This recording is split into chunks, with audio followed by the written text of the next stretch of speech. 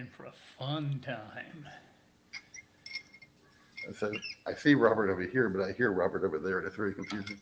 Yeah, Robert, you're supposed to wear masks for these meetings, please. I've got one big one. It's between me and all the other participants. It's called Texas.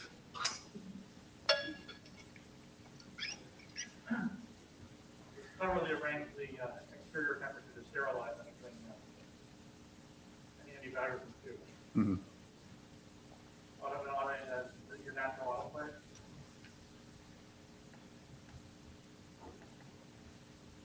And actually, it's time to start. Okay, so we've got, looks like we have our authors. We've got who we've got, so I guess we should get going. You want to MC? I'll drive, since I get this all on my machine that works.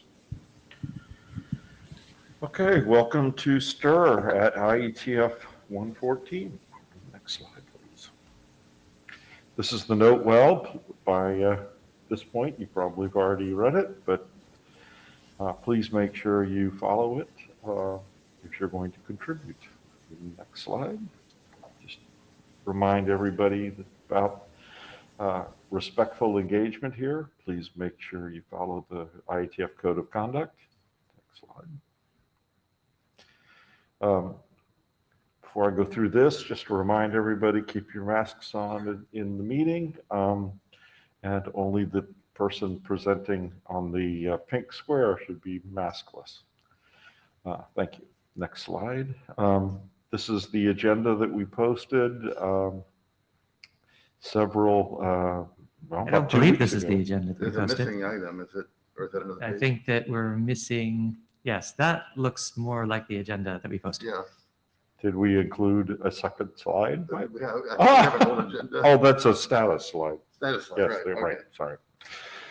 This is just to say the documents that had reached some milestone, and remind people that error handling closes today in terms of its last call. I had not seen any comments on the list this week, but we were hoping to deal with any comments that came out during the session today, that there were. And on the last one, the OOB document, we had said that when the next one's updated, we will start working group last call. We're still waiting to see that document. So that's nudge. Next. I let the notes say that John raised a thumb. Yeah, this is Chris. There was some comments from Paul that I think I included that in my slides to talk about for Okay, error awesome. handling. So Okay, thank you. Been a little distracted from my email this with the move going on. One comment here, I think the version numbers have all updated since we made this slide, at least the first two. No, the first two have, that's correct. Right. Next. And this is the agenda, the one that was posted a couple weeks ago.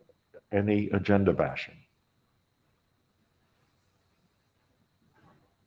And then let's proceed with this. With RCD. RCD. At the end of this, okay. Now I gotta remember how to change. Yeah, you close it, open Close it, it, and open yeah. the next one. Okay.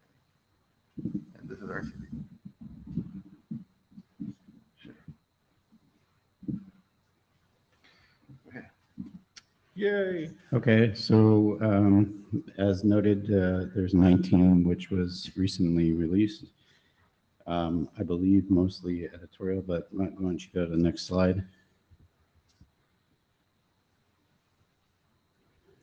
As I just said, most of the changes between 17 and 19 have been mostly editorial and discussed on the list. Between meetings,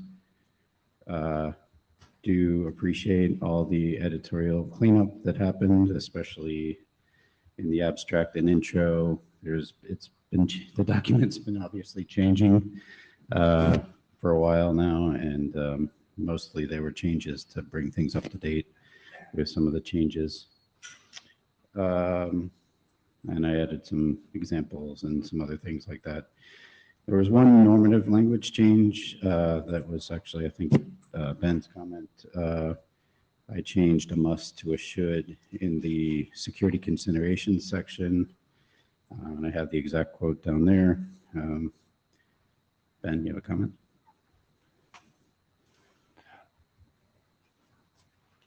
I was just going to say, I think my comment was about the normativity, not necessarily the must versus being should. It was along the lines of trying to make normative requirements on the ecosystem. Seemed kind of dodgy to me, but I don't have a strong feeling there one way or the other. So I don't know if it's worth Well, another are you revision. saying that even with should as being a normative thing, or? You know, I guess I'm okay with should. It's still normative, but I guess, I I don't- guess I my don't hate intent it. was to make it. I don't hate it enough to push another revision unless there's other reason to. Any comments about that? I mean, I guess, I think the statement, we want to make sure people are thinking about appropriate policies along with this, but, and I think that was sort of the spirit that those normative comments were implied, but I'm okay either way. I don't see anybody objecting, so. What if it's should, and what it's not?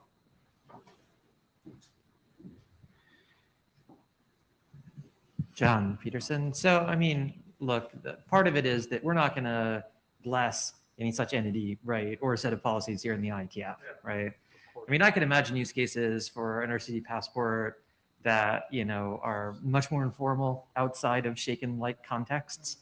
And so I don't think an IETF specification should, you know, stipulate anything too strongly there.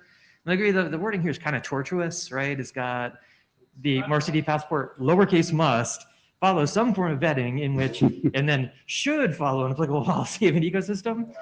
I don't think we want to require that an ecosystem have such an applicable policy. That's really what it comes down to. I mean, you have no, everything follows the. We have remote people, Yeah. please. Mr. Lennox. I mean, I guess. And you know, you could- technically we should be using the cube, Yeah, but sorry. go ahead. I guess everything follows the null policies trivially, but I guess maybe that's, not interesting to say. Also, there's something wrong grammatically with that sentence. Yeah, I'll admit I missed the first must. No, it's more whether it's what is that meant to be IT apostrophe S, or there's also a list with no and? I'm confused by the grammar of that sentence, but anyway. Okay. There will be, hopefully before even the RC editor is left with the daunting task of like turning this into English, we probably should do like an Englishing pass at some point. Yeah. Do we see 20? Well, there will be a 20 no matter what, but I guess the question is, does that happen before Working Group's last call or not? We're in working group last call. Or getting out of Working Group last call, sorry, I apologize. So the question to me is whether you want a 20 that gets sent to the area director or you want to send 19 to the area director. What I was gonna say.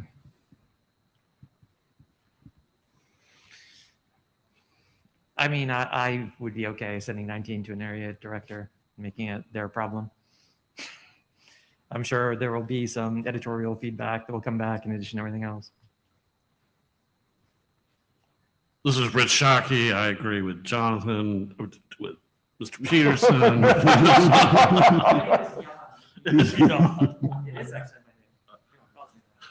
Okay.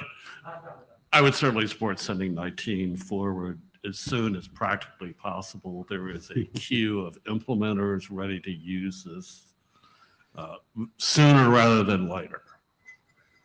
Fully agree with that. So what I heard is we're going to leave this grammatical error in there to see if the AD notices. Okay. I will comment then again. The clearer it is, the quicker it will get through the initial AD review.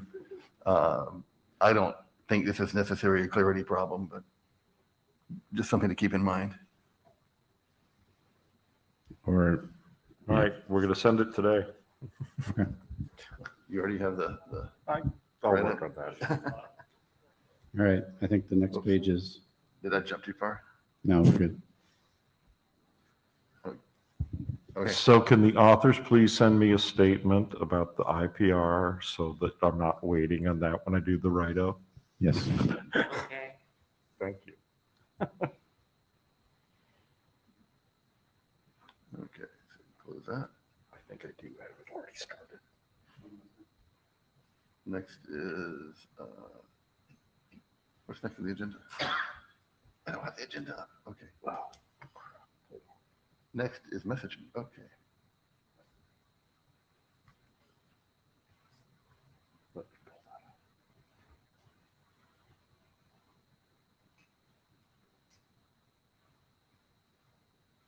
Welcome to reality. This is Philly in reality. It's not just online, although many are online. Next slide, please. We're about to talk about messaging.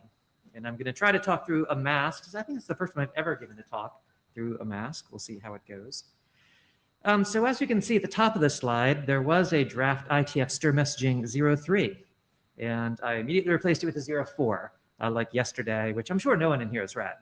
But for those that have not been following this work, just, like a page-turner novel, what this draft basically is suggesting is that the systems we built for Stir, especially the certification systems that are now widely deployed and are being more widely deployed worldwide, probably could be repurposed to handle text and multimedia messaging instead of just setting up telephone calls.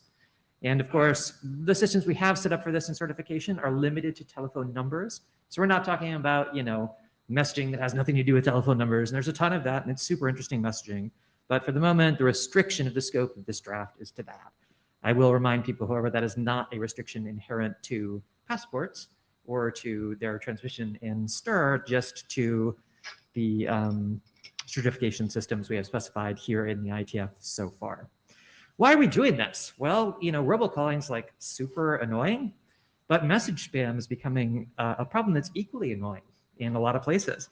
And so, you can you have some different tools you can bring to bear on trying to prevent spam in messaging, but especially as encrypted messaging rises, these kind of Bayesian tools we use for email analysis to figure out, is this about some sort of pharmaceutical that perhaps is being widely advertised or something like that? Can't really do that for encrypted messaging. So we think this could help. Next slide. We had a working group last call, much like with RCD, a shorter one. We did get in a bunch of comments, some of which I addressed in the 03, but a lot of which I did not address in the 03. And so we are trying to clean all that up. Thank you to Krister, Russ, Ben, Brian Rosen, Jack Rickard for reviewing that. Next slide. I don't think there's like a ton more to talk about this. There's a couple of topics that I think we can go through that maybe are still open issues we were just talking about on the list. One, for example, would be allowing the message I parameter in other passport types than the message passport type. What is message I? This is basically like a hash that's over the content of the message, in particular the MIME body. So whether that is, multimedia, it could be multi-part, it could have text and all this other stuff, but just take the entire MIME scope, put a hash over it, that's what gets embedded into the passport itself. The question naturally arose, could there be other passports than message in which we'd want to include message I? Following the great tradition where, for example, we allow RCD, which is just an element that appears in the passport, to also appear like in a SHAKE-IT passport, if people want to do that. Are there similar cases, or it might make sense to have this like message integrity parameter in some other passport type? My argument is, I don't think so. And I think the opportunity for confusion around this is too great. And that moreover, getting into this polymorphism, as we discussed on the list, where how do you mix and match between these different passport types? This is like all this aggravation and complexity and hassle I see there. So I'm not super psyched about that, but I thought we'd give an opportunity. If anybody here would like to talk about, go to bat for the notion there could be other passport types where a message I could appear. Anybody care? So I'm in the queue, and I'll say first, for the record, I did not propose polymorphism. Yes. I just kind of wish sometimes that we had it, but I'm glad we don't. My main thoughts here was not to make it hard for someone else in the future who wants to specify another use for this. And, you know, if we say must not, then if we come up with another kind of message passport in the future, this is where the polymorphism came in, maybe some kind of combination of RCD with message I, or, you know, just throwing something off. We have to come back and update this draft to allow something else to do it. A but cost that's I'm not- willing to pay personally. Okay, and that's, you know, if everyone else is okay with that, I'm okay with that too. It's a low cost, it's a low bar. You need to have a spec anyway, and you're just adding like updates, RFC this to whatever that spec is, right? Low cost. And it looks like we've got Robert in queue. Mr. Spock, what's up, man? I'm gonna try not to waste too much time on this, but You're really quiet. You're Robert. really quiet. how about now? A little better. So part of the reticence, I think, to just letting other passport types pick this up is based on confusion. And I think that we should spend just a few seconds wondering if our nice little short name, MSGI, the MSG part in particular, is really going to be feature-proof enough for us, given how generic a name it is and how easy it is to confuse what you might mean by message, if the context isn't just dead freaking obvious that you're talking about an instant message kind of thing. I'm willing to entertain and contemplate that for a moment. When we call the draft stir for messaging, we're using message pretty generically. We have a pretty generic definition of message in the sense it's not limited merely to textual messages, but also incorporates multimedia messaging. I mean, I guess I look at it like, you know, we define two streams for these things that could effectively appear in the message, I should say three, things that could appear in the message method, things that could be negotiated as part of a session by SIP like MSRP or whatever, and then finally out of band applications. I agree on out of band. Message can be taken pretty broadly when you're no longer talking about like SIP as a transport. So I don't know. I think message has enough of a kind of stable understanding. I think people understand that a message isn't an email, right? You can say email message, it's true. And then again, I mean, frankly, a lot of like SMPP and protocols that are used to transport these things like are often SMTP adjacent and MMS as well. I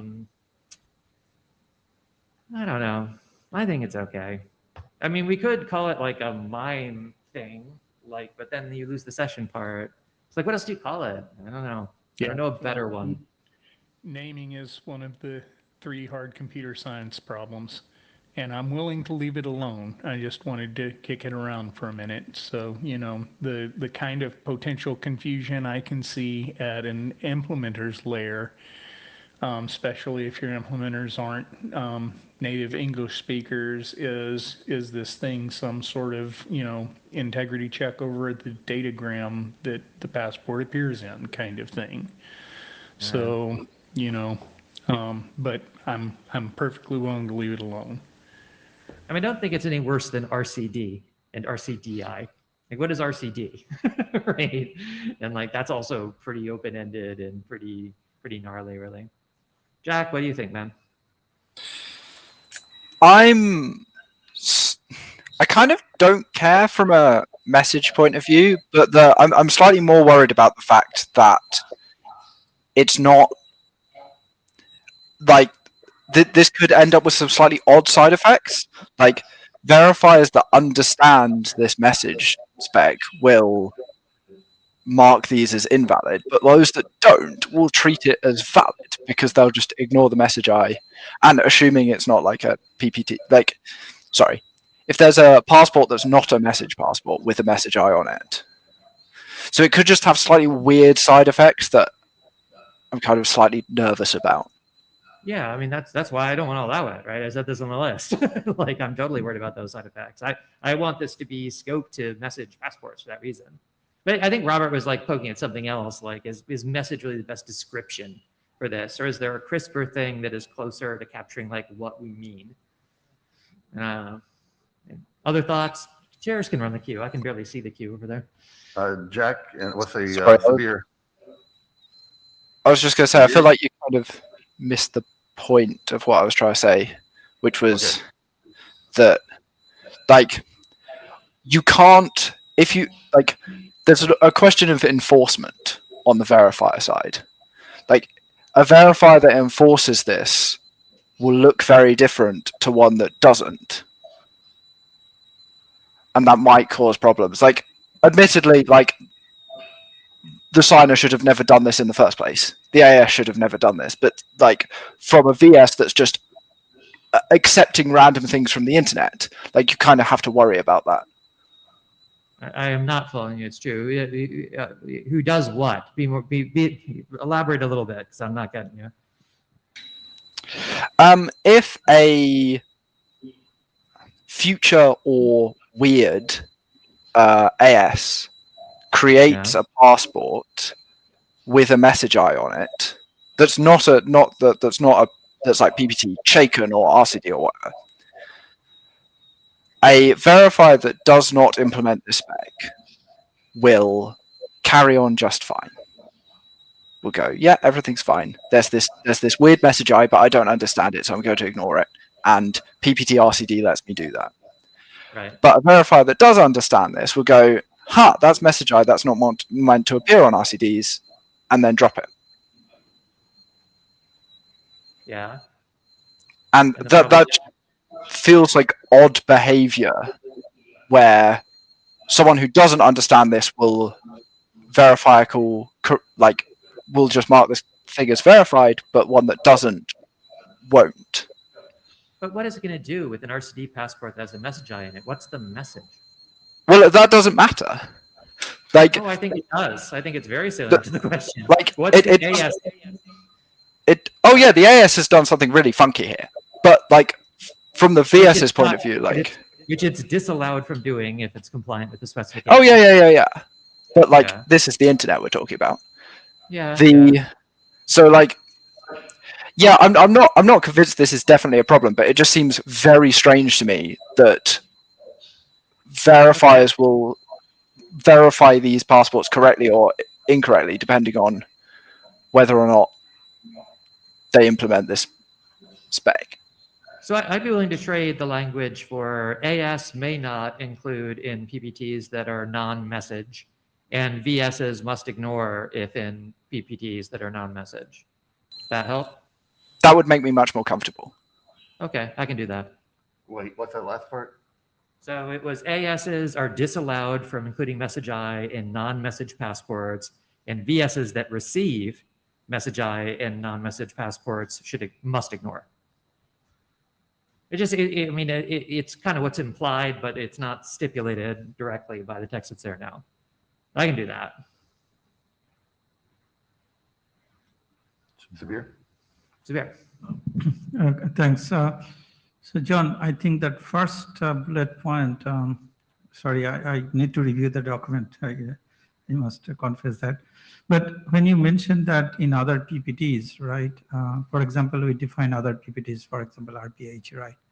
Yeah. We defined, right? So do we need to do anything for those PPTs, or No. are you suggesting that's... Because none of those PPTs stipulate using message eye at this point, right? Correct. Like RPH is already in RFC. It doesn't say anything about using message eye. Correct. Right? So we don't need to, this is basically, again, it's a way to prevent, there's a particular confusion that is like the inverse of what Jack was just discussing that I'm worried about. Okay. Which is a case where somebody intends to be saying there's a message I want integrity over. They send it in a non-message passport type. And the semantics of the fact that suppose we had a message are lost if the verification service doesn't recognize message eye at all. And so a passport that was intended to be securing a message could be viewed as being valid for like a telephone call, right? And I'm concerned that there's like a little bit of security weakness in that if we don't clamp this down. And the language I was discussing with Jack, I mean, it's a, you know, it's a much crisper and, you know, more specific version of the language that's in the draft today. I think that gets at what I'm trying to prevent. Okay. So I think key is the non-passport types, right? That's Non-message non-message type. passport. Yes. Okay. Okay. I just don't want, again, it's going to be really wonky and polymorphic in ways I don't want. Okay. Thanks. I got. Chris? Yeah, for me, I wasn't sure where we were going, but where we landed, I like, so thumbs up. Okay. The only other thing that really came up, if there's nothing more on this, is anybody else in queue on this? No? Okay. The only other thing that came up that I thought was like worth mentioning from last call is really what we're opening the door to with out of band for this. And is to make sure, you know, we all here understand and are comfortable with the notion that much like with Stir out of band, you know, what we mean by out of band is non-SIP. We mean that, you know, there's something like an HTTP service that like is carrying these passports and it's adjacent to the telephone call in some fashion. The way it's stipulated in 8816, there's a call placement service. This is a web service to upload passports in which they can be accessed by verification services. Like, you know, this could apply to basically any kind of messaging, right? That you could build a web service to be adjacent to, from vanilla SMS to very complex. You could do this for like Facebook messages, right? There, I mean, that would be in scope of this. I guess they don't use telephone numbers, so probably not. We use it for WhatsApp. Let's say WhatsApp. Yeah. So like, I just want to make sure people get it, that there's nobody who's present at this meeting that really feels like this is too broad a scope to allow with OOB for doing message. I think it's fine. I think it's potentially useful. I think we get some actual like leverage out of it. Ben, thoughts? I would like to keep it. One thought I do have, and now I'm trying to remember what the text actually says, is that the draft contemplates that other messaging types might use OOB, but it doesn't specify, you know, a particular binding to any particular kind of messaging. I mean, it alludes to like SMTP. Right. So it might be worth having some disclaimer language saying, but someone else has to go specify how to do that. You know, that problem is not solved by this draft. It's merely hinting at a solution direction that someone might take.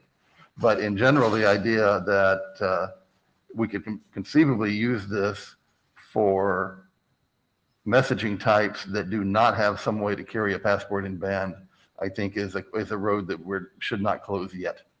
Yeah, I mean, again, pointing to 8816, it's not like out of band says, you know, it puts any stipulations like that, right? I mean, it's very much as like, hey, whatever communication system is you're using, it doesn't happen to be SIP. Like, you know, CPS can help you out with that. And I think we're saying the same thing here. And I don't really know that we need any additional kind of hazard tape around that to get that across. John Lennox, I mean, the one concern I'd raise is that once, you know, since you're doing a cryptographic hash over the message, you better make sure that whatever you're doing is an 100% unambiguous way of encoding itself as a MIME body and not, you know, anything like, you know, oh, hey, we did Unicode normalization or something weird like that. So. Yeah, I mean, it's a requirement in the draft now that, you know, whatever it is, turn this into MIME, and like that MIME is what we're signing over and has to be unambiguous. But like, yeah, I mean, it seems to be harder for OOB when it's not, when, you know, you have to translate it out of MIME and then back in. So, but that's not your problem here, I guess. I hope it's not. All right, I just want to make sure we aired those two issues. Other than that, I don't think there's much by way of open issues remaining here. I think we got it, and I think we should declare working last call has occurred and that we did this and we should ship it. Unless, does anybody here think this requires more before we ship it?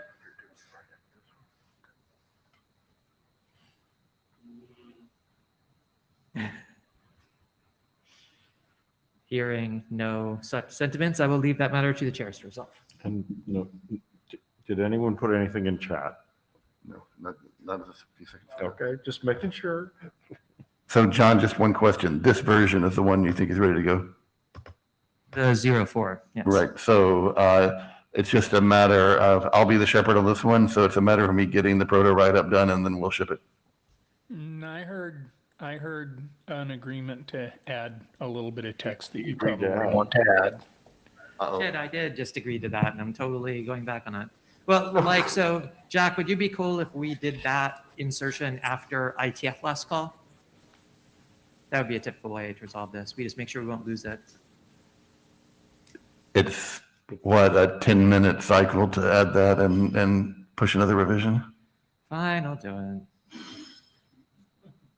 Just as long as it's close to the top of your new stuff queue.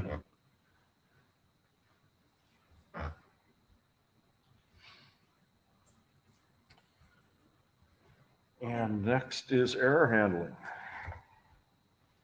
Oh, we're not done. No, he said that comments came in. Yes, which I've included. So next slide. Just to go over the changes from the last version, I did change PPT to PPI, which maybe is better, like passport identifier.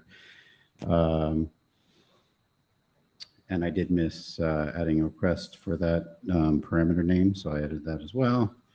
And then probably the most substantive thing that I have here is that I made the compact form the recommended form, given the security issues that have all been brought up. And I think we sort of discussed that at the last meeting, and I think had tentative agreement on that. I have not removed support for full form, but, you know, have all the caveats in the document for potential, you know, giving up of information if it goes past the, you know, for diversion use cases where the full passport could go upstream from the authentication service that created that passport. Next slide. So there have been some list discussions that I wanted to highlight. Paul's came in very recently, but I think are relevant to talk about. Krister did have a comment from a little while ago that I was trying to figure out. He asked about announcing support for the reason header specific to the specification or the Stir protocol. I'm not really aware of a precedent for doing that. So I was hesitant to include that, but certainly up for discussion whether, and if there's any thoughts that this might be a good idea. I see Robert's in queue. Robert? I'm sorry, I put myself in queue anticipating moving on to the next point, so I'll remove myself and add myself again in a moment. Okay. Yeah, I was just going to say, I mean, there, and correct me, this is a good Robert question and Ben question and other SIP Mafia people here. There's no like supported, required, or whatever for a reason, is there? And any, I went and glanced back at whatever that is, 3328 or wherever we specified reason. I didn't see anything like that. So this is Robert. You're No, very I'm- quiet again, Robert.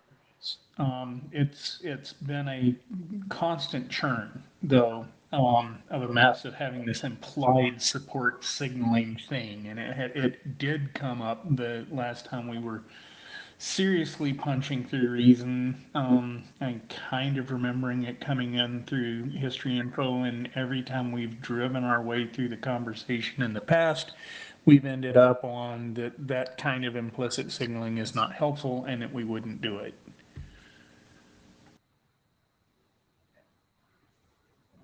Okay.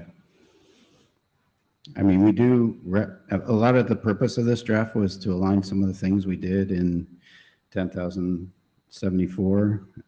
We did not put that in there. That's not necessarily a good or bad reason to not do it, but I'd certainly prefer the path forward to not have to define that. Jonathan, the next, does anything go wrong if you just blindly insert it? I mean, if somebody ignores it, okay, they don't know why, you know, they don't know what went wrong, but they wouldn't have known what went wrong if you didn't insert it in the first place, so. Yeah, I agree. Yeah. Like if you don't understand Stir reason headers, then Stir protocol reason headers, then you just ignore them. Well, this is Rich Shockey, and there are obviously precedents here, which is 608, 608 reason codes, 607, and the soon-to-be finalized 603 reason code for blocking of, blocking of calls in the network, which has, shall we say, aggravated certain elements of industry. So, I mean, there is ample precedent for reason codes. Yeah, reason headers in general, it's just announcing specifically when you send the invite that you support that, and whether or not the far side should put in a reasons header. So I think slightly different topic, but So technical apology here. I've just lost a network connection, and I'm the one who's running the slides. So, oh, it's coming back. Let's see if I can get it back up there. Nope.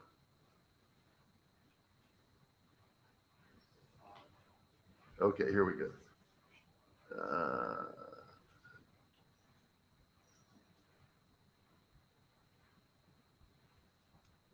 Is that where we were? Good. Okay. yes, thank you. Okay, next comment. This is from Paul. And I guess Robert's probably the most relevant person to talk about this, whether or not we should finish multiple reasons, or I think Paul specifically was saying have it at least get to working group last call before we move on with this going to working group last call. Yeah, this is Robert. I think that's silly. I wish Paul were here. We've already got mechanisms for normative dependencies, making the right thing happen before things move to RFC, and I don't think this is going to be a high controversy thing that would cause this particular draft to have to change, as that one is moving through. If it turns out to not be true, thing's going to be parked waiting for it anyhow, so it can always be a yank. So I think we should just go ahead and let the process move forward for this draft while the Evelyn proceeds. Now, I'm going to apologize on multiple reasons. I missed Brian's call for the SIP Core Working Group 00 at the beginning of June. I didn't see it until I was preparing for this minute. That's in now. I'll have a 01 in shortly that actually addresses all the feedback so far. And I fully expect that I'll be pushing SIP Core to Working Group last call, multiple reasons, before August is over. So it's not like this is going to be a big blocking thing that we have to wait for a long time on.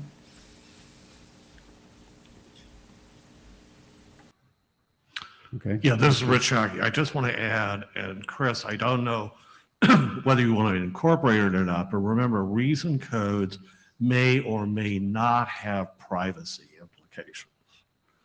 And I've already seen this in 607, 608, and 603. It's whether or not you want to add, there may well be some considerations here or just skip it, but these kinds of issues do come up with verbose explanations of why you're doing a particular activity. Yeah, I think the identified privacy issue was that we included the full passport that had, the originating number and destination number. We've addressed that by recommending compact form. So I think that's the only thing that could potentially be an issue there, or at least that's come up as an issue. So I think we're okay with that one. Next one is being more explicit about the use case for multiple errors, or maybe even having an explicit constraint on only having a single cause code for each PPI. I think the rules for that and the guidance in 8224 is to there can only be one cause code for an error from an identity header. So I guess the question is, would there ever be a case that there is multiple cause codes? Or if there is, do we want to restrict that in the future? Yeah, I mean, this is John Peterson, sorry, and I'm not using the Q thing at all. I should be better. Yeah, I mean, the constraint that's in RFC 224, really, we intended that cause codes, SIP cause codes sent in the backwards direction, hopefully indicate repairable conditions, right? It's giving you information you could use to re-originate this request, and this time use a trust anchor that's supported by the other side, or, you know, fix whatever your syntactical problem is or something like that. I mean, prima facie, I mean, there could be a ton of things that are wrong with any given, like, you know, passport and invite that you get that would, you know, potentially necessitate multiple such cause codes being applicable. I guess I viewed it like you would do it onesie twosie, but, you know. So, I mean, I would be fine because this is a decision we made in 8224 was effectively, you know, you're going to have a single expression of something that's wrong that needs to be fixed that you're sending back. That's a reason for rejecting it. I mean, it's also important to note there can be like cascading conditions, like, okay, this is what I thought was wrong, and so I rejected it at this VS for this reason. Then you send it through, and it's going to go to some further element that'll have some different problem with it that'll result in a different cause code being sent. So I'm not even sure that it's possible to try to consolidate what all the multiple potential errors are associated with these things, simply because it's an orchestrated service, right? Yep. So I'd be fine with having that constraint, but I also think it would probably be okay if we wanted to have multiple ones. If you are aware of multiple ones, there's no, you know, there's no particular reason not to communicate all of them. So like, Yeah, I was sort of taking the tact of like it's sort of already constrained based on the cause codes that are already defined, but so no change is necessary, and we don't know what's going to happen in the future. To your point of cascading things or other things like that. orchestrated services suck. So I mean, I guess for the sake of simplicity, which is usually the right decision to make, I would do single. So make that change is what you're suggesting. Okay. I mean, like I said, this is one can go either way. If you'd rather not change it, I'm just saying, like, that's the decision we made in issue 24. Okay. Yeah, I can make that change. Next one, should we not remove the reason header, but only remove PPI? And this is only for the case of full form. So that I understand the request.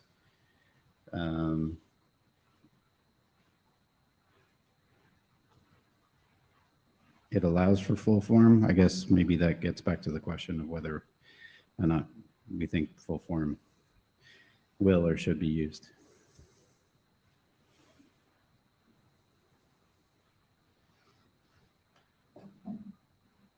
I guess I'm curious about precedent for this one as well.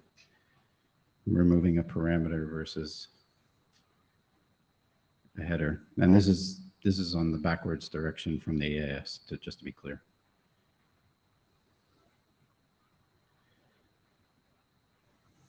Well, I mean, again, it makes sense to remove it for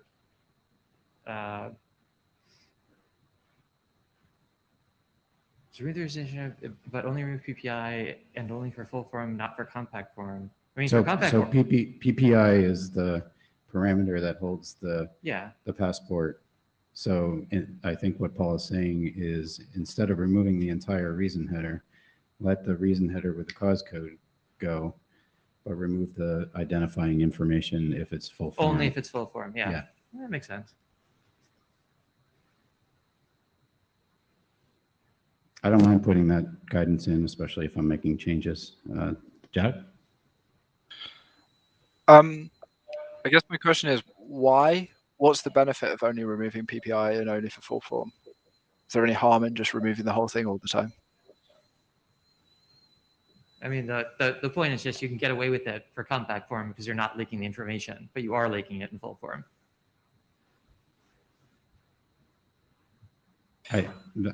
I would have the same question, is it useful information for upstream from the AS that signed it to know that there was an error that happened,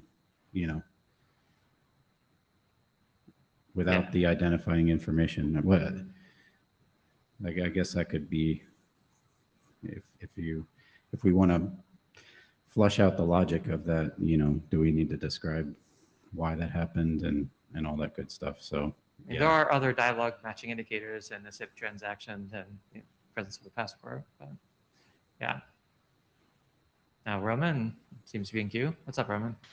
I'm just thinking probably better to remove it because that way, if you have a feature implemented somewhere down the line from like some device, like there is something which is signing and then it's getting back to reason, removes the reason, passes this thing through, and essentially whatever is the device upstream is not going to see any of the store reasons or any of the new features. So it's kind of like makes it nice and contained to the device which actually is implementing Stir versus we're just passing some reasons with the new with a new reason protocol somewhere upstream to a device which otherwise doesn't know or need care about any of that.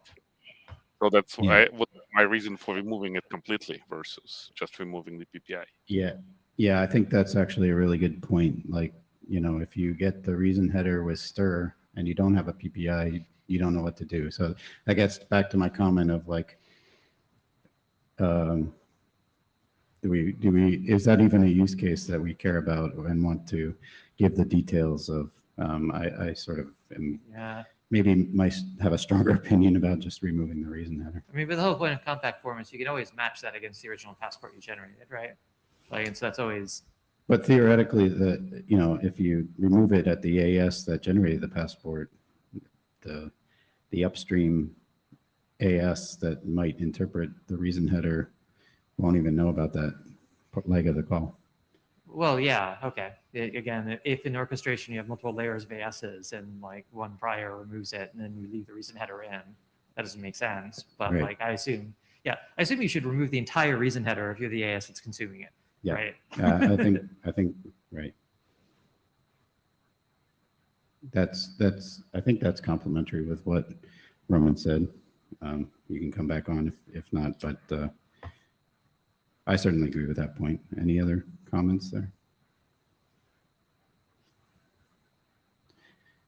Are we okay with where we landed?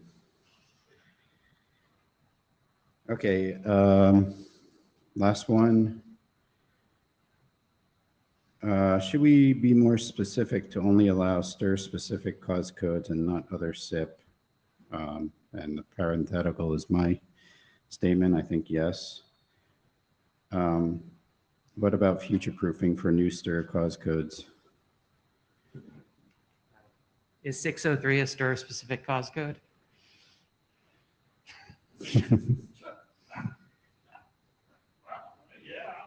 Well, I mean, maybe it is now, but it's certainly in RC 3261, right?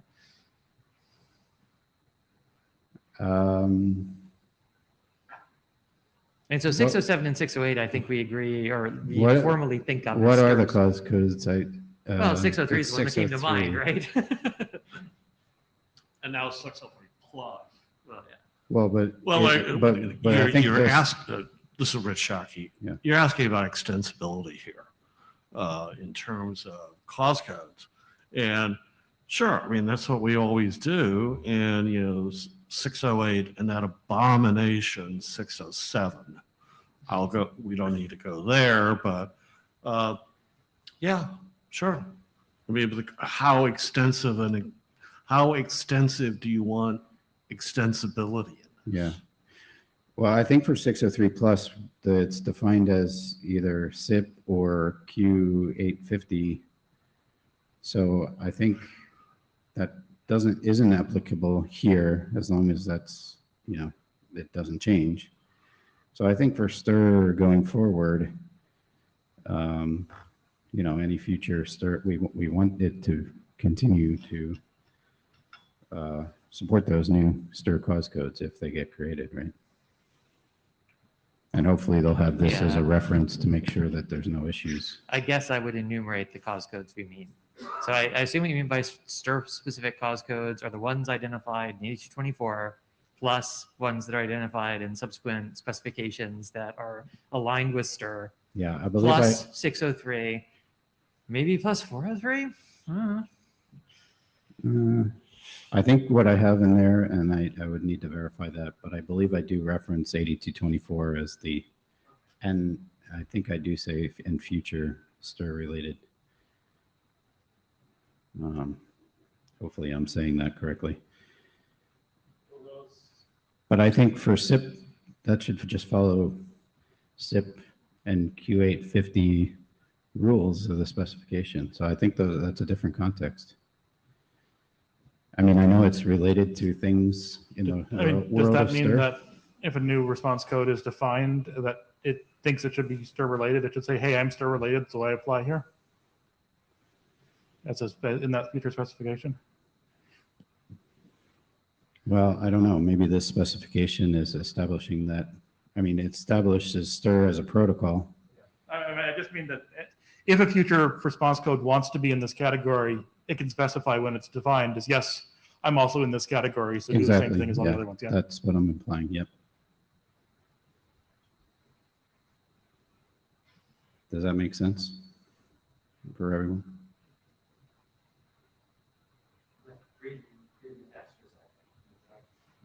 Yeah, that would be good.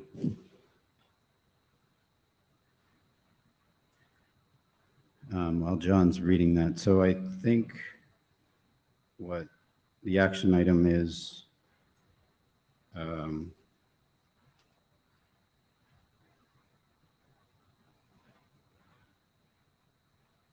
yeah, so on bullet 3,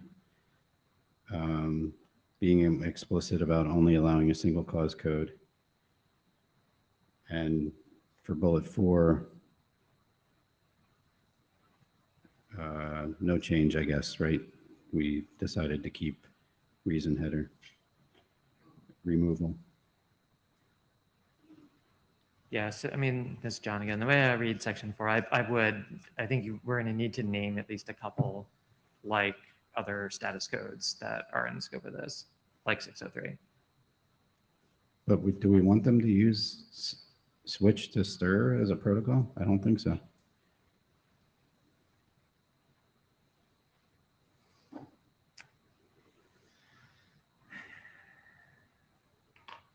Yeah, I mean, I think I see what the use case is for it. But I mean, again, I mean, because effectively the use case is, I know that this number is supposed to be signed and this number is not signed. How do I know it? Some out of scope way, right? Is another way to think about it, and maybe clarification, that these are reason headers that are intended for consumption by the authentication service specifically? Yeah, I think that would probably work. Okay. Again, with that are both consumable by and presumably repairable by, or at least the only Right. the only thing that would help is if the authentication service repaired it. Right. Right. That's the kind of things we're trying to express. Yes. I can clarify that.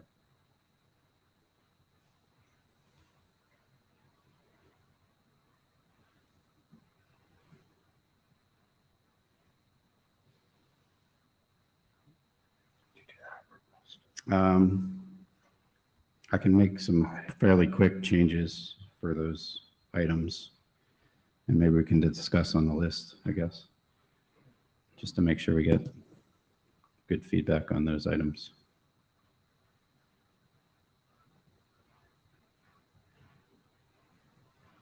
I forget what I had on the last slide. I think it was just generic. Yeah, I was figuring we'd need another round, but again, I could do that fairly quickly. You'll at least want another round, and then we can give people a chance to see if their Right. comments are resolved. Yeah. I think it can be settled on the list, hopefully. I think we had general agreement in the room here at least, so. Thank you. Okay. OCSP?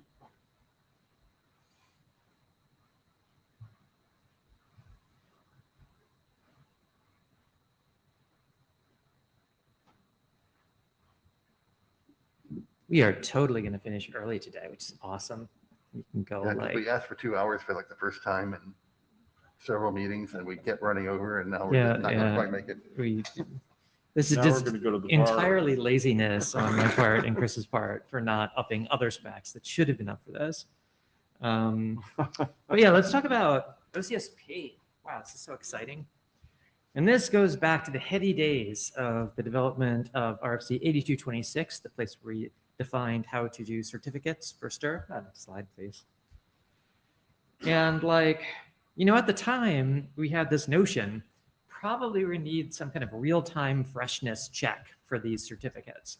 And that the check would be a little different than what you're used to in ordinary like web PKI or something. Why is that? It's because the certificates that we defined in 8226 have this new field that's called a TN auth list. And the TN auth list can contain a couple different kinds of identifiers. One of the things we call service provider codes, which are basically in North America, these fancy codes that like identify who carriers are. Another thing they could contain are telephone numbers or lists of telephone numbers. And these are like baked into the certs themselves, so that when you're signing for a call with the cert, you have some sense of like what the scope of authority is of the signing entity. And so there's an issue with that though, when you start doing telephone numbers and baking them into certs. The problem is people's ownership of telephone numbers, it's kind of dynamic. There's all these factors like local number portability, or we can make up like a million other reasons why a list that at one point in time was accurate is like a little different at a later point in time. And so of course you could just issue new certs like all the time. We like the cacheability properties of certificates at verification services in Stir, so we don't exactly want to put that burden entirely on relying parties. And so instead we thought, wouldn't it be great if there was some way we could build something into these certs where you could kind of ask, hey, is this particular telephone number? Because if you're a verification service, you just got a call, right? Call comes from some particular calling party number. And the only thing you really want to know at that moment is, should the entity that's signed for this call be able to vouch for this number? And so I asked Russ and Sean Turner, who I don't believe could join us today, what's the right way to do that? We talked about a whole bunch of ways to do that. Today, we're going to talk a little bit about one of them, which is OCSP. We added this OCSP extension to the original draft version of 8226 that basically contained a URL in it that or an OCSP extension in it you could use that would then let you be able to inquire with OCSP, just pass fail. This particular TN, is it in scope of the cert or not? Get back a yes or a no answer. Ultimately, we decided when we were doing RFC 8226, we didn't have enough incentive, frankly, to include that mechanism initially in the scope of this work. A lot of people were using CRLs because a lot of people were using service provider codes, these SPCs. The great thing about having what's baked into your cert be just like, I'm AT&T, or I'm Orange, or I'm Deutsche Telekom, is that you're not worrying about that individual level number stuff. And so, basically whether they sign for it or not is whether you trust AT&T or Orange or whomever. But now we're actually starting to get into certificate delegation, into the idea you might have an entity like an enterprise that owns a couple thousand blocks, or that owns specific number ranges. They're not a carrier. They don't have these fancy identifiers that carriers have.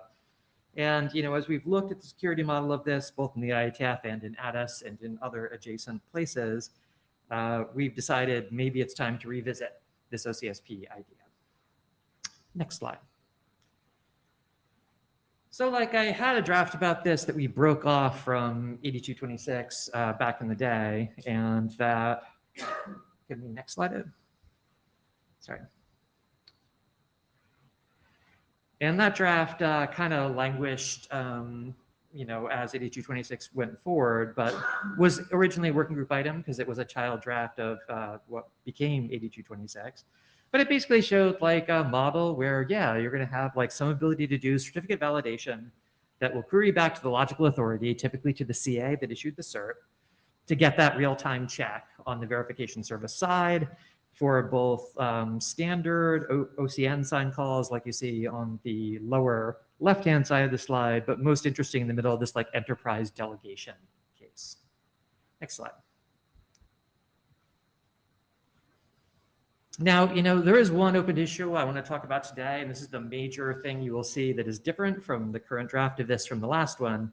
We've talked about two ways of approaching this, and these ways model how TLS has utilized OCSP in the past. To either have this query by the relying party on the terminating side, in our case, the verification service, or to staple it.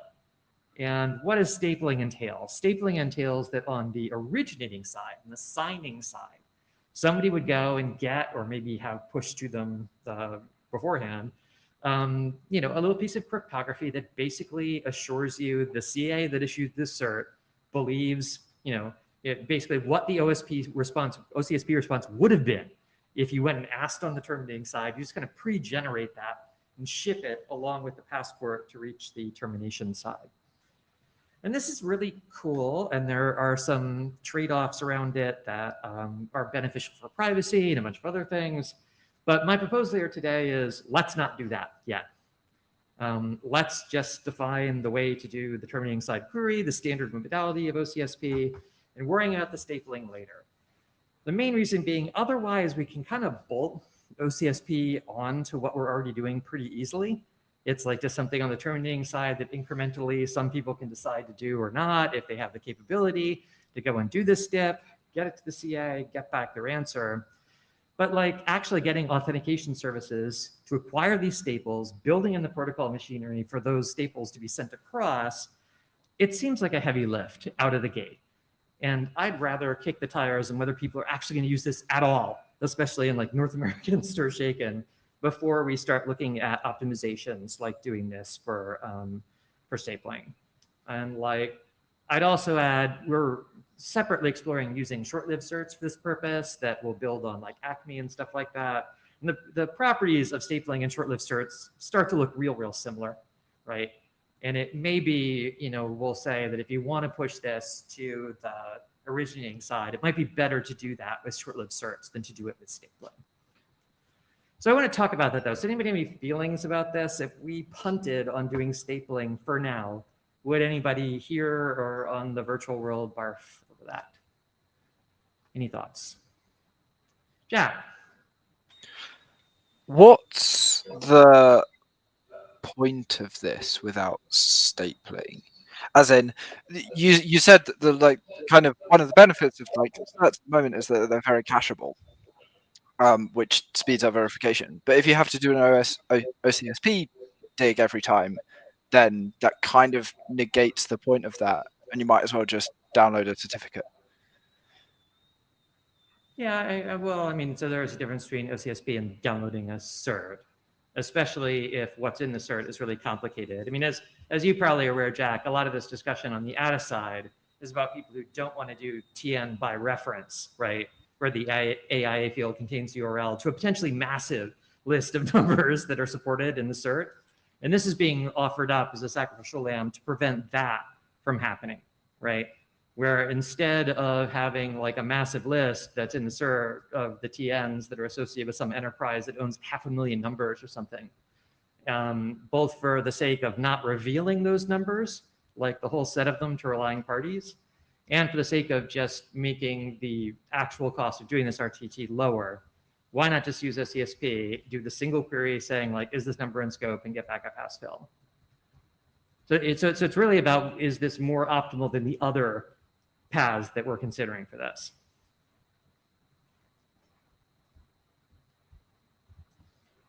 Because like I was happy to do TN by ref, right? That's all in 8226 already.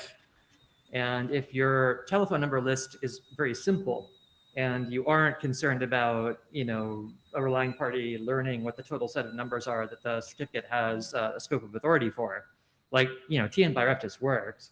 Then largely people in ATIS pushing back on that and saying like, no, that's completely unacceptable. That has like led us to want to do this with OCSP. That discussion actually ended up in an interesting place. Well, the last time I was involved was actually ended up with everyone going, by ref probably isn't what we want. We probably want something that looks more like OCSP or short-lived certs. And the discussion actually went towards like OCSP is basically identical to short-lived certs, and we already know how to do short-lived certs, so we should probably go think about that. Not that any thinking then happened, as far as I'm aware. Yeah, I mean, on the bottom of the slide, you'll see me saying we're to continue to explore the short-lived path separately. And again, I think, as I said, the properties of stapling and doing short-lived certs look real similar. I mean, I think the issue is doing short-lived certs, the best way we know to do that is Acme. And like, that's an even heavier lift than any other development thing that we're entertaining for this. Yeah, I guess the main thing I was going to say was that I would be surprised if anyone used this without stapling, because it doesn't give any obvious benefits. When you have stapling, it suddenly gives you an obvious benefit, but without stapling, I would be surprised if anyone used it. Okay. This is Chris. So can I ask Jack, is your point about round trips? I assume? About cacheability, he said. Yeah, Cacheability? yeah. Round trips, cacheability, that stuff. Yeah, okay. I mean, you can still cache the cert, right? It isn't a cert caching problem. There's just you eating the RTT of OCSP on everything. But again, like getting a short, stapling requires the same thing on the authentication service side, right? It's just a matter of like which side pays the cost. Well, and my comment was going to be, you brought up TN by ref. Is your point that inserting and removing TNs from a TN by ref is like revoking the ability for that TN to be covered by that cert? Mm-hmm. That's the equivalence that you're making, yeah. Yeah. Because I was going to say there were for two different use cases, but I think maybe that's what you're implying, that we could use those properties to cover those things. Yeah, I mean, I think that the short answer for me, there's no such thing as a free lunch, right? Like there's only so many moving pieces between these alternatives, between doing TN by RAF, doing OCSP, and doing short-lived certs. And like OCSP has the further issue of, do you do it stapled or not? And like my point is just we kind of know how to do this. I think we have a better idea of how to do this without stapling than with it, in the sense of what does it look like with stapling? So this is every authentication service has a connection to a CA. It's going to issue them these staples, right? Is it push or pull? I assume that it's pull, right? In the sense of ASs are going to dip the CA, get the staple, and then send it to the VS. Unless they can anticipate what those staples are going to need are in advance, this is exactly the same hit to call processing as it is to do it on the verification service side. It's just a question of like, who does it? And so, I mean, correct me if I'm wrong, Jack. I mean, is there some like benefit to doing it on the AS side versus the VS side that I'm missing, or?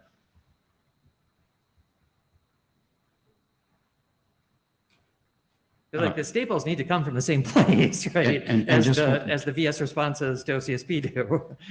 And I just want to clarify on the short term, sir. You're looking at that as mutually exclusive. In other words, with OCSP, you have a long-term cert, and you're using OCSP as the mechanism to do freshness. Revoke it in freshness. Yeah. Okay. And I'm not saying let's not do short-lived certs. I'm just saying, as far as I know, that means doing Acme, and like that, or at least that is the best way we know to do that. And we've tried to get Acme down people's throats in this forever, and it's been like a real problem. I mean, Russ, is there anything you can fill in for me? Am I adequately describing the trade-off for OCSP versus stapled and not in terms of how the RTT costs are paid? Except for one thing, and that is OCSP includes a next update field.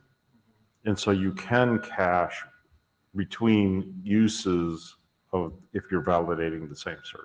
On the verification side. Correct. Yeah, on the inquiry side, yeah. Yes, that's true too. So you can think about like staples have an expiry, and so they can be at least briefly cached. Correct. Yes.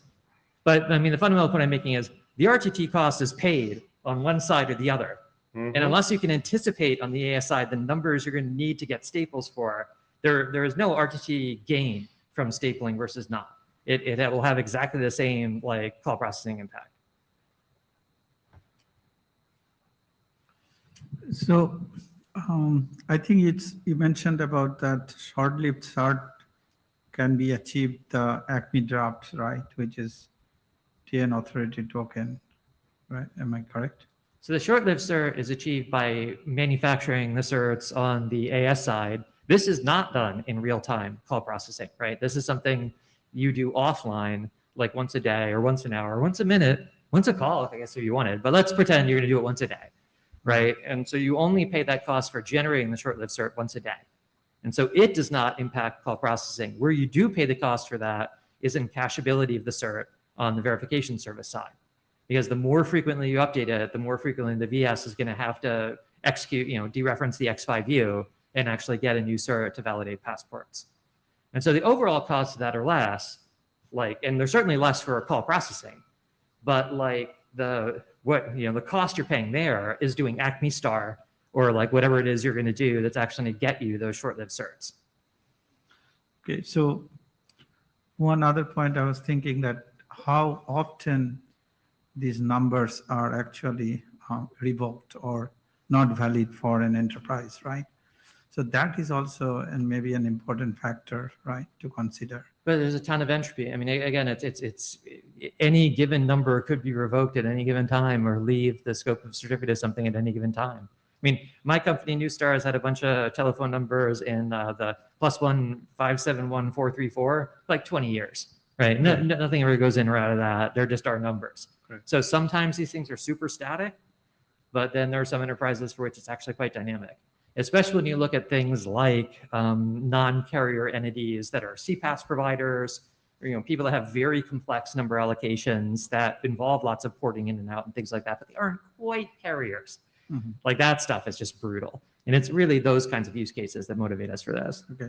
And the last one is that, say, for example, if this is in place, right, then do we still need that, the short-lived mechanisms which Acme can provide, or we can solve this with this one? So I at this point, I'm not counseling that we abandon that path. Okay. I say, let's keep looking at it. Let's look at this. I think this is kind of easier to do, which is why I'm presenting this today and not short-lived.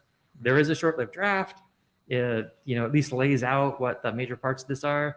The fruit of this looks more low-hanging to me than any others. And we need something, I think, to cover the delegation cases that are now more and more in the wild for Stir Shaken.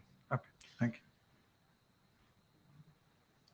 Jonathan Lennox, I mean, I'll say first to reply to one comment on that, and then the thing I actually came up to say. I think the important question is not how often does it change, but how quickly does it change? How soon do you know? How soon do you need to say, yes, this is dead after you know it's done, which is basically it's the, DNS TTL problem.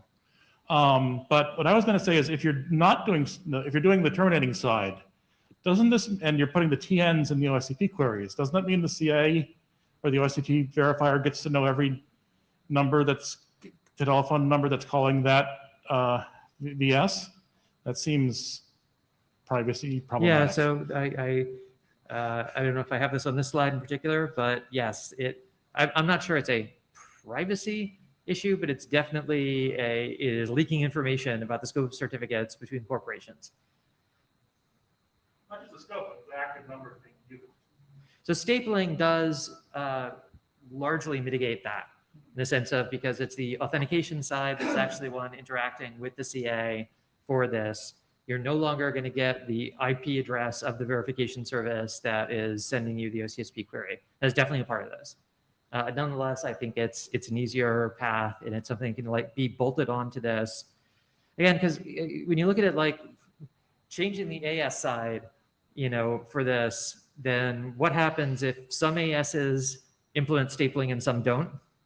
Versus what happens in the VS side of this if some VSs implement this and some don't, right?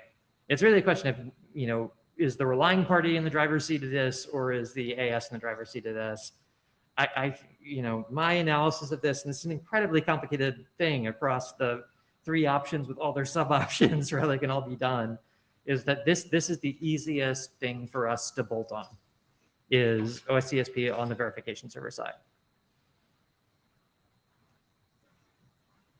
I don't know, is this where we need a hum or something? Are people okay with punting stapling is what I'm interested in hearing from the room, group, etc. Shall we do a raise of hands in Medico? And I guess the question would be, is it worth doing OCSP without stapling? Raise your hand if you think it is okay. It is okay for us to initially specify OCSP without stapling. John raises his hand. Okay. So all you people think it's not okay. Well, wait a minute, he's still typing it. Okay, so you either raise hand or don't, or click the raise, or click the don't raise, or do neither, in which case you're abstaining.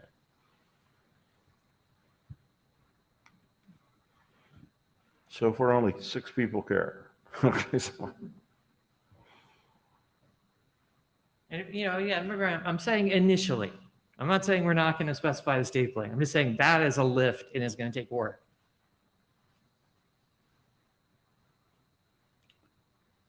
We need the game show music. do, like that. All right, we're gonna wrap this up in 10, 9, 8, 7, 6, 5, 4, 3, 2, 1, dismiss. Okay. So 8 people think that it's fine to do that, and 2 think it's not. Anyone want to speak for those 2 that hasn't already? Yeah, who still thinks we should not do this unless we do stapling? Please speak.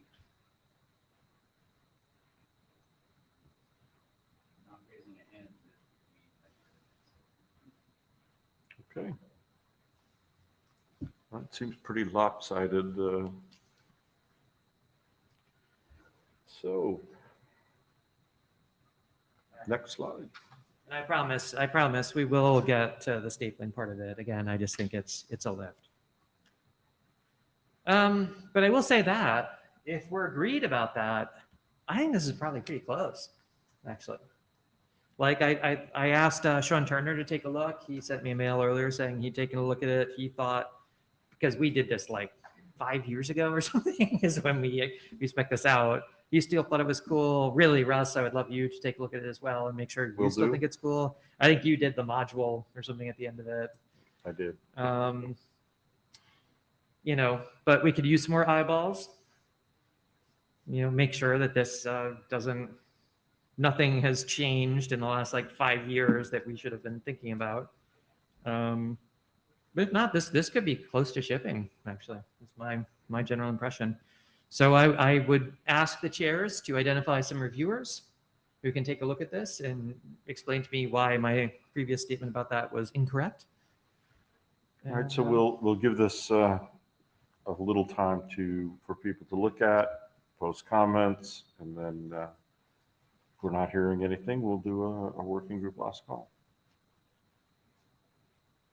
Okay? All right, thank you. That's all I got.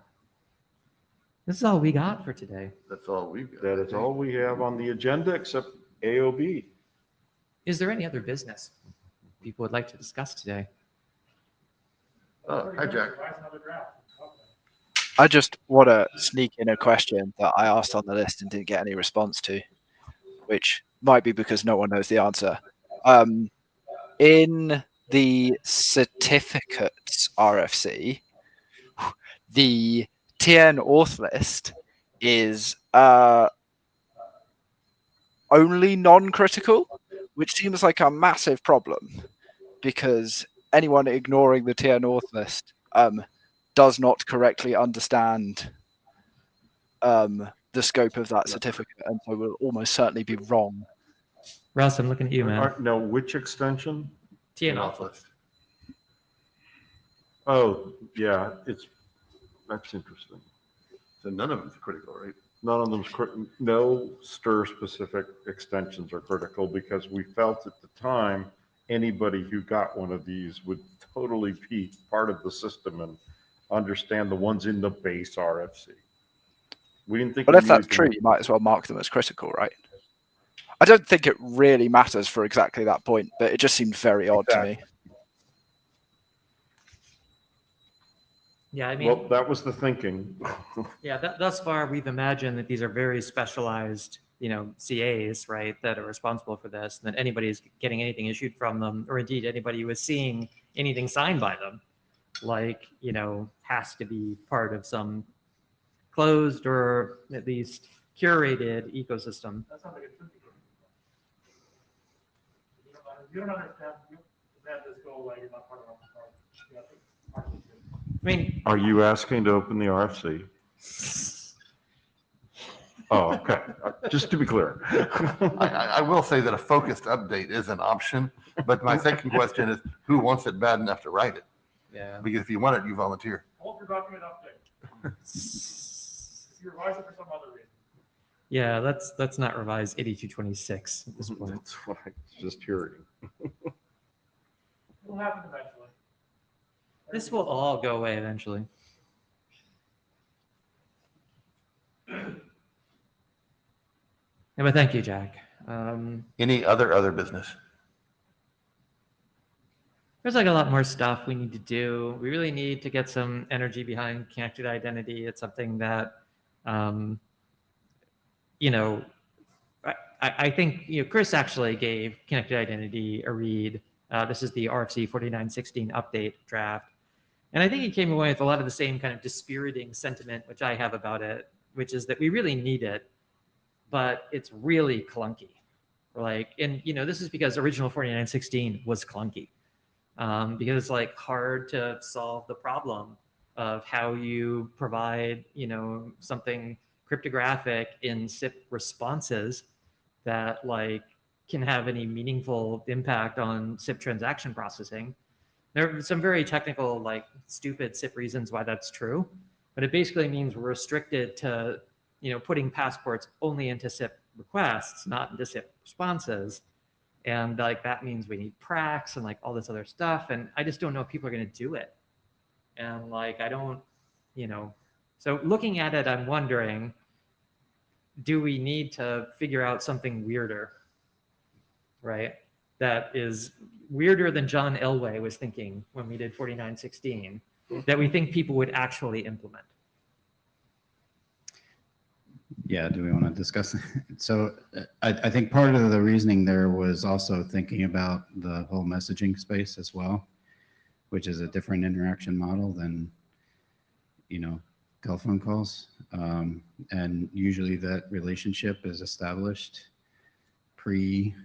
so can we think more about that in terms, there is a section in that document that talks about, I think non-media invites or something like that, where you essentially establish a relationship. We need to make sure that you can correlate that from the actual call itself and some other issues like that. So I think there's some things to think about, but I think that's the perspective I was thinking about, that we might actually want to use these in different contexts as a maybe separate mechanism.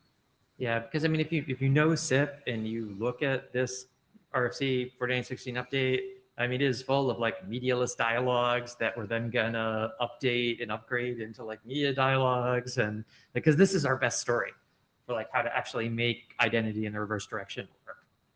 And I don't know, how much appetite is there to go off the SIP reservation on this? Because this will end up going to SIP Corp, whatever it is that we do.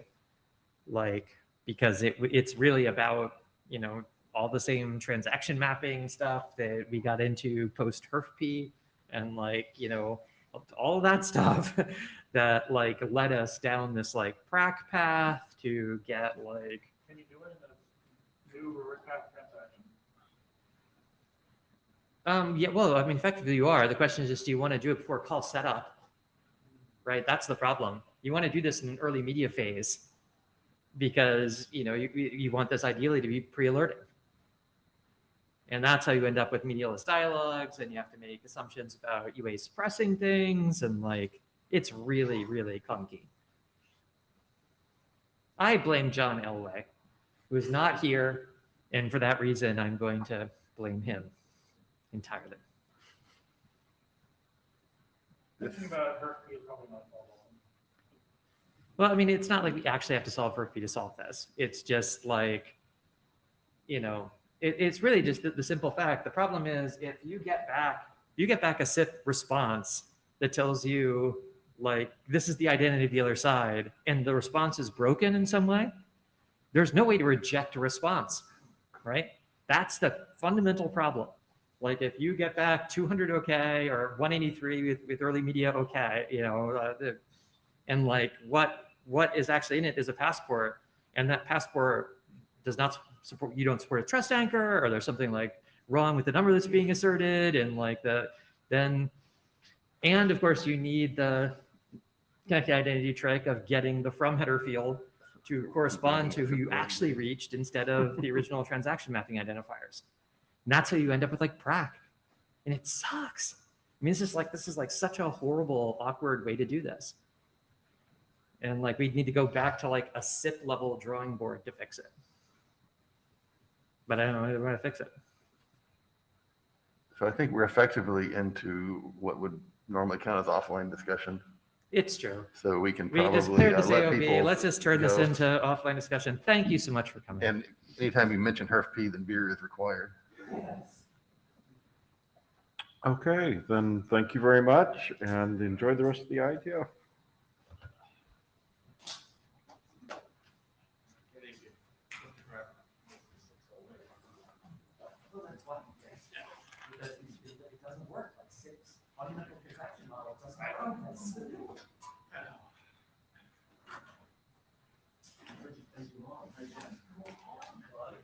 If you want to go pay, should have been a reverse test. Yes. It have been reversed and 183 for media as well. That's about provisional. Is this the last thing of the day? Well, the social. Oh, yeah. Could be tomorrow. So Robert said that Mary was poking around and changed it to AD is watching, and that somehow emitted the wrong email in this. And ask Mary, I never can tell if it's a mess. So is she the secretary? Oh. Mary, did you public I forget it was saying on the electric.